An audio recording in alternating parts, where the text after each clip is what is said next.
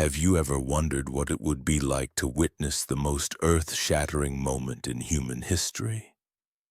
Picture this: an entire mountain wrapped in thick clouds, lightning splitting the sky, thunder so powerful it shakes the ground beneath your feet, and the voice of the Almighty Himself echoing across the wilderness. What you're imagining isn't just some ancient fairy tale or mythological story. This actually happened. And what took place on that mountain changed the course of human civilization forever. The Ten Commandments didn't just appear out of nowhere. They were born from fire, smoke, and divine thunder at a place called Mount Sinai. But here's what most people don't realize. This wasn't just about rules being handed down from heaven. This was about a relationship, a covenant, a sacred bond between the Creator and His chosen people that would establish the moral foundation for all of Western civilization. Drop a fire emoji in the comments if you're ready to dive deep into one of the most dramatic and life-changing events ever recorded. And trust me, by the end of this video, you'll never look at the Ten Commandments the same way again. What we're about to explore will shake you to your core because the truth behind this story is far more incredible than you've ever imagined. The stage was set in the wilderness of Sinai approximately 3 months after the Israelites had escaped from Egypt. Can you imagine the scene? Picture over 1 million people wandering through barren desert, carrying everything they owned, following a pillar of cloud by day and fire by night. These weren't seasoned travelers or nomads. These were former slaves who had spent generations in bondage, suddenly thrust into freedom but without direction, without laws, without structure. They had witnessed incredible miracles.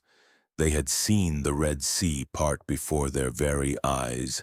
They had watched their Egyptian oppressors drown in the same waters that had provided their escape. They had tasted bread from heaven and drunk water from rocks. And yet, despite all these supernatural interventions, they were still learning what it meant to be God's people. Moses, their leader and mediator, had been preparing them for something unprecedented. This wasn't going to be just another stop in their desert journey. Mount Sinai loomed before them like a sleeping giant, and God Himself was about to descend upon its peak in a display of power that would leave them trembling. But why this mountain? Why this moment? The answer lies in understanding that God was about to establish something revolutionary. He wasn't just giving them a list of do's and don'ts. He was creating the very foundation of moral law that would govern not just their society, but influence every civilization that followed. The preparation began 3 days before the actual revelation. Moses received specific instructions from the Lord about how the people were to consecrate themselves. They had to wash their clothes, purify themselves spiritually, and maintain strict boundaries around the mountain. No one was allowed to touch the mountain or even come near its base. The penalty for violation was death. Can you feel the tension building? The anticipation must have been overwhelming. Here were people who had lived their entire lives under the harsh rule of human masters, and now they were about to receive laws directly from the Creator of the universe. The contrast couldn't have been more dramatic. On the morning of the 3rd day, everything changed. The biblical account describes phenomena that defied natural explanation. Thunder began rolling across the desert sky. But this wasn't ordinary thunder. This was the voice of God himself preparing to speak. Lightning flashed repeatedly, illuminating the gathering clouds that had begun to envelop the mountain peak. Then came the sound that struck fear into every heart present.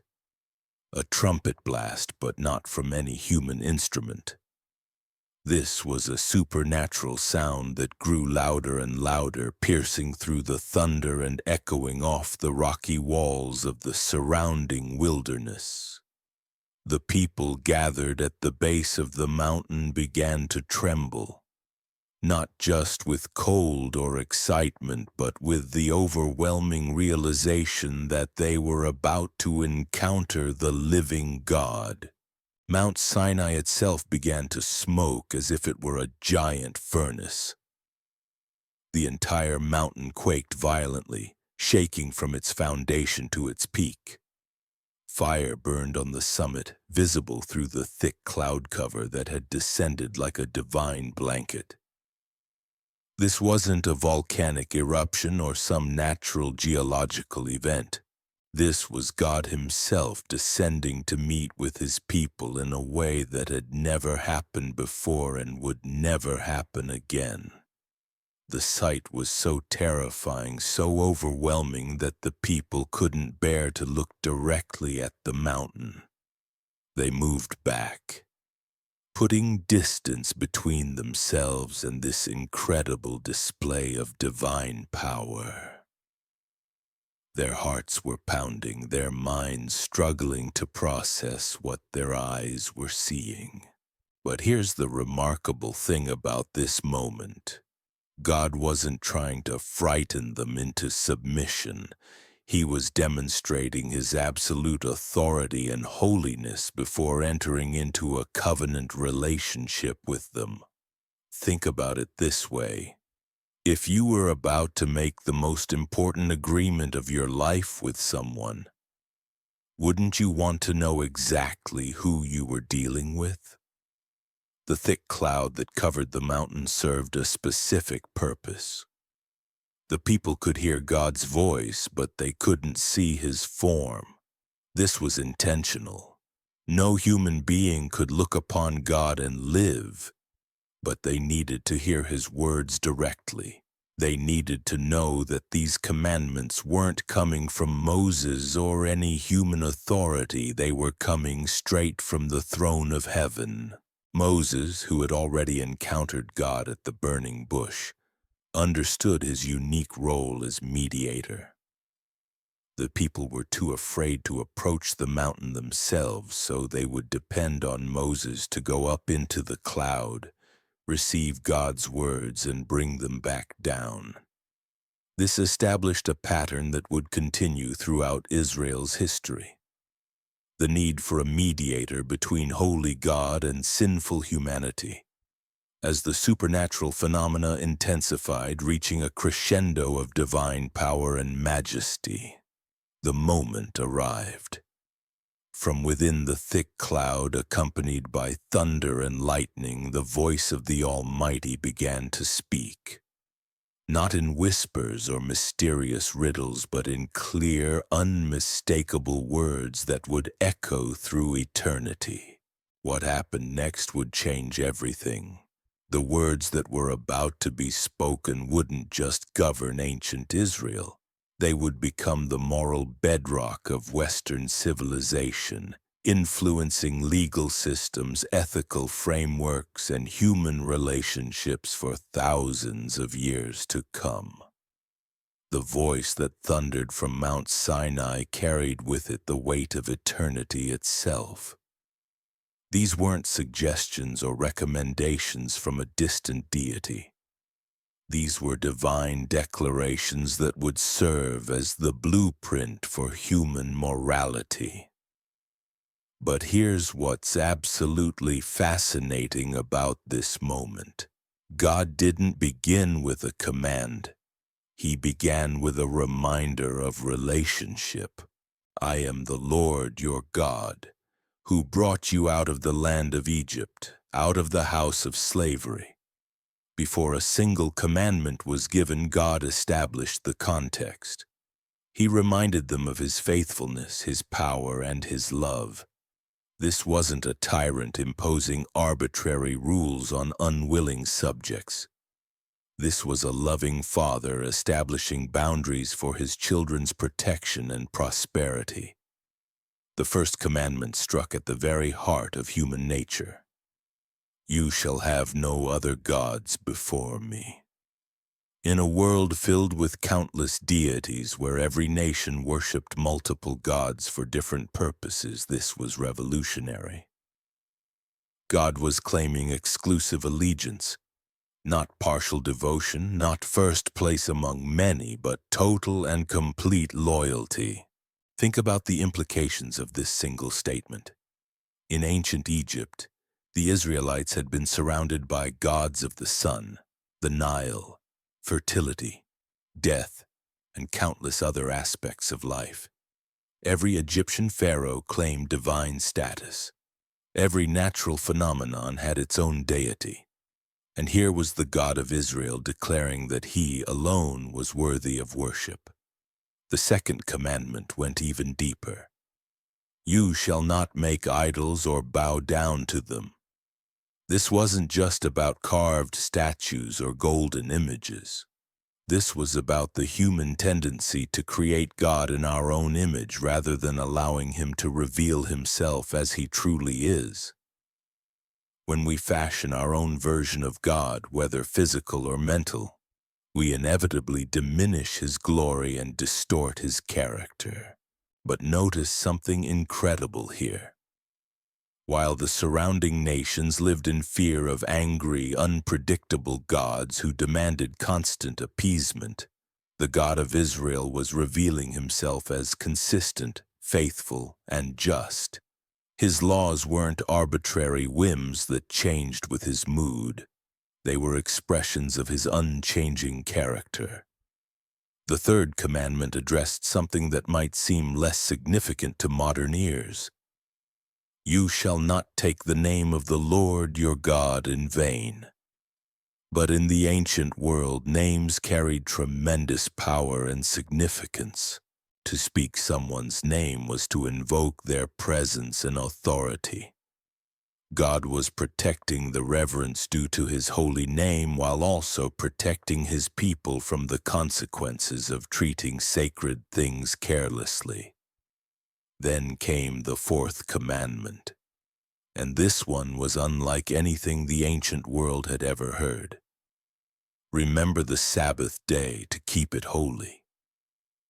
In a world where slaves worked every day until they died, where productivity and labor defined human worth, God instituted a weekly day of rest. Not just for the wealthy or the powerful, but for everyone. Servants, animals, even foreigners living among them were to be given rest. Can you imagine how radical this sounded to former slaves? They had spent generations working 7 days a week under Egyptian taskmasters, and now their God was commanding them to rest 1 day out of every 7. This wasn't just about physical rest. This was about recognizing that human beings are more than mere production units. We are created for relationship, for worship, for reflection. The fifth commandment shifted focus from humanity's relationship with God to human relationships. Honor your father and your mother. In a world where the elderly were often seen as burdens, where children frequently abandoned aging parents, God established the fundamental principle of family honor and care. This commandment came with a promise, that your days may be long in the land that the Lord your God is giving you. The sixth commandment was brief but earth-shattering. You shall not murder. 4 words that established the sanctity of human life. In the ancient Near East, life was often cheap. Kings killed subjects on whims. Stronger tribes massacred weaker ones without consequence. But God declared that every human life bore his image and was therefore sacred and protected. The seventh commandment struck at the foundation of society itself. You shall not commit adultery. Marriage wasn't just a social contract or economic arrangement. It was a sacred covenant that reflected God's faithful love for his people. Adultery didn't just harm individuals, it tore at the fabric of community trust and stability. The eighth commandment seemed simple on the surface. You shall not steal, but its implications reached far beyond petty theft. This protected the right of individuals to own property, to enjoy the fruits of their labor, and to build security for their families. In a world where the powerful routinely seized whatever they wanted from the weak, this commandment established economic justice. The ninth commandment addressed something that might seem less serious but was equally destructive. You shall not bear false witness against your neighbor. Truth-telling became a divine mandate. Justice systems depended on honest testimony. Relationships required trust. Communities needed reliability. False witness could destroy innocent lives and corrupt entire societies. The 10th and final commandment reached into the hidden chambers of the human heart. You shall not covet. This wasn't about actions anymore. This was about desires, about the internal attitudes that drive external behaviors. God was addressing the root of all human conflict, the insatiable hunger for what belongs to others. From the smoke and fire of Mount Sinai came words that would reshape human civilization. These weren't just ancient rules carved in stone. They were divine principles that revealed God's character and his design for human flourishing. Every legal system, every moral framework, every concept of human rights that followed would trace its roots back to this thunderous moment in the wilderness. The Israelites who witnessed this divine encounter were forever changed. They had heard the voice of the Creator himself speak these eternal truths. But here's the most incredible part. These commandments weren't given to restrict their freedom. They were given to protect it. Like a loving parent who sets boundaries to keep children safe, God established these laws to guard his people from the destructive consequences of moral chaos. Today, thousands of years later, these 10 principles continue to echo through courtrooms, classrooms, and communities around the world. They remind us that we are accountable to something higher than ourselves, that our actions have consequences, and that true freedom comes not from doing whatever we want, but from living according to our Creator's design. The thunder has long since faded from Mount Sinai, but the words spoken there continue to call humanity to something greater. They challenge us to examine our hearts, to consider our relationships with God and with each other, and to choose the path of righteousness over the broad road of moral relativism. These commandments stand as eternal witnesses that we are not accidents of evolution, but precious creations of a holy God who desires to dwell among us and guide us into truth.